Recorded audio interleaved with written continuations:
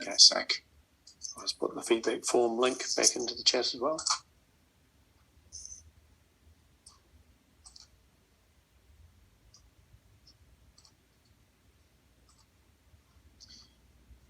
Okay.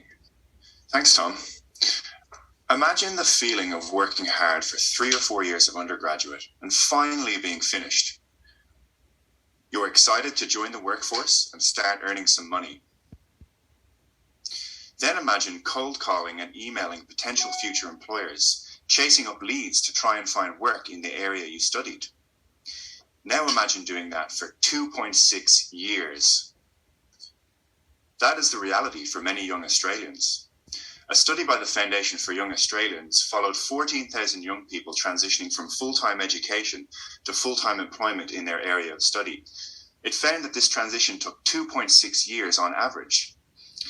They also looked at a number of factors that could help speed up this transition. So I want you to vote on what you think the number one factor was that could help speed up this transition. So if you have your mobile phone on you, you can use this QR code to take you to a Padlet link where you can vote.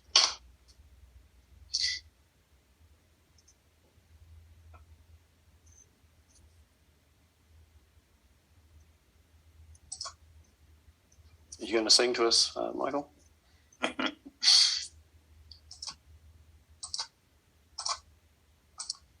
Okay, let's have a look and see what we voted on. Okay, so we've got 2 likes for 5,000 hours of relevant paid employment.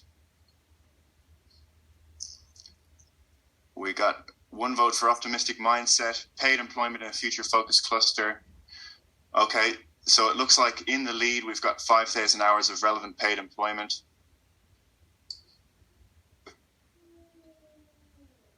Okay, and let's have a look and see what the study actually found. So the study found the clear winner was building enterprise skills in education. So what are enterprise skills? So problem solving, communication, and collaboration. But are we teaching these important skills at university? According to the report, 28.2% of university graduates who gained full-time employment felt the skills they learned at university were not the same skills they needed in their current employment. So what could the solution be?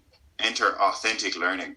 So authentic learning places a focus on real-world problems and their solutions using role-playing exercises, problem-based activities, case studies, and participation in virtual communities of practice. As Professor John Seeley-Brown puts it, learning becomes as much social as cognitive, as much concrete as abstract, and becomes intertwined with judgment and exploration. Now, the different elements of authentic learning have been defined in the literature. So Harrington and Oliver defined these 9 elements: authentic context, expert performance, multiple perspectives, collaboration, reflection, articulation, coaching and scaffolding, and authentic assessment. So we're just going to be focusing on 2, authentic context and coaching and scaffolding. So authentic context, what is it? Well, let's hear from Jan Harrington, the author herself, explaining what authentic context is. An authentic context is important in any authentic learning environment because it really sets the scene.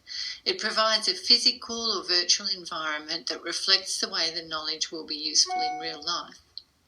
So some of the characteristics of an authentic context are a design to preserve the complexity of the real life setting, so you're not simplifying things unduly.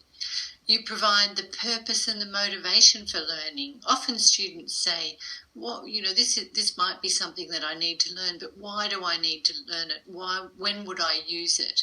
So an authentic context can provide that motivation.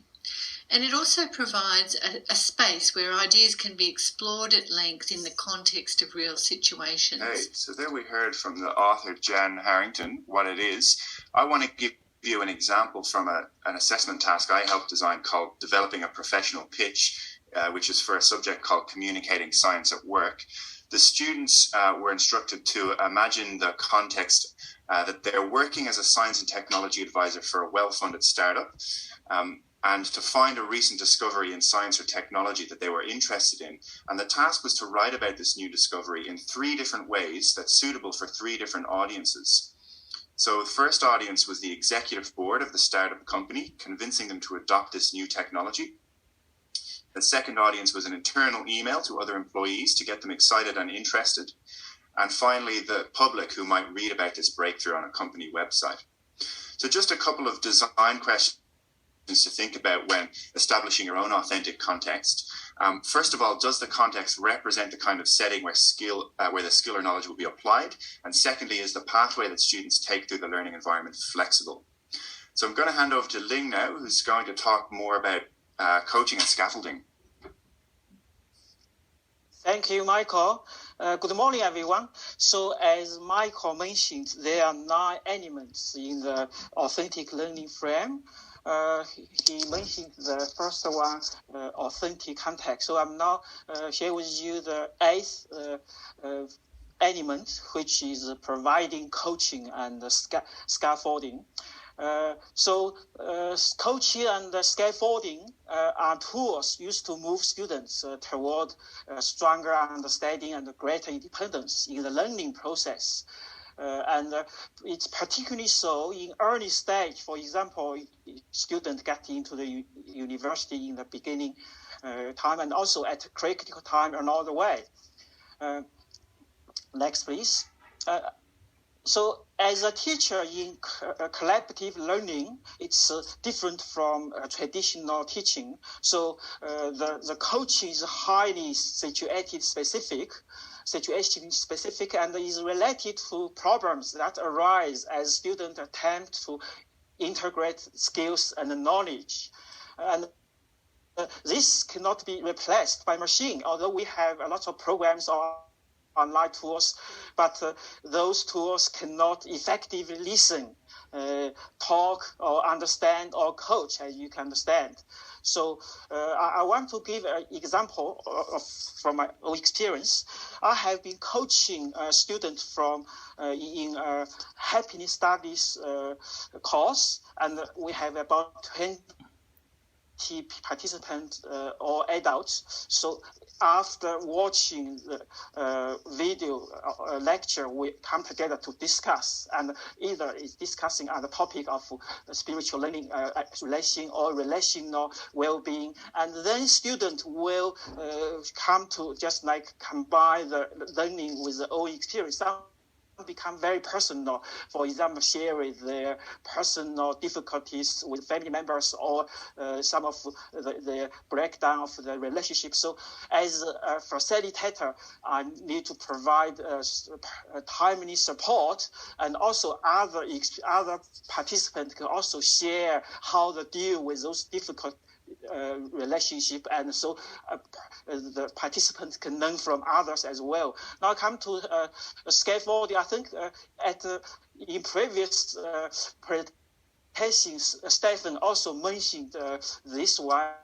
And you may remember last week, Kevin, Steve, and I mentioned about the scaffolding foundation. It's I think the idea is zone of proximal development. From this diagram, you can see if an individual, just the blue circle, the small circle, if the individual learn by themselves, they can achieve that much, but with the support from able others and teachers and also the technology, that can achieve more. So that's the idea. Next, please. And here I want to just also quickly to show, but just like idea. Please. That is the same author mentioned. In the next movie, I'm going to describe the next element of coaching and scaffolding. The teacher's scaffolding role in an authentic learning environment means that there's no attempt to transmit knowledge. So the teacher's role is more supportive rather than a didactic one, and any help is often given at the metacognitive level. So rather than giving the answer if a student as well multimedia resources to share, just emphasize a point that in collaborative learning, online learning, here the role of the teacher is more about supportive, and it's a coaching role. So I think, of course, the whole model also, the framework has its own limitations. For example, the issues with generability and have limitations in making comparison among students. In summary, authentic learning has great potential to support university students in adapting to changing world. Michael and I discussed some key elements of authentic learning design framework, and hope that more of those elements will be operationalized in tertiary education settings and contribute to learning innovations. So here are some selective references Michael and I used throughout the presentations. Thank you very much. Great, thank you, team, and just on time. So we're now on to our third presentation, which is on problem-based learning from Jared and his team.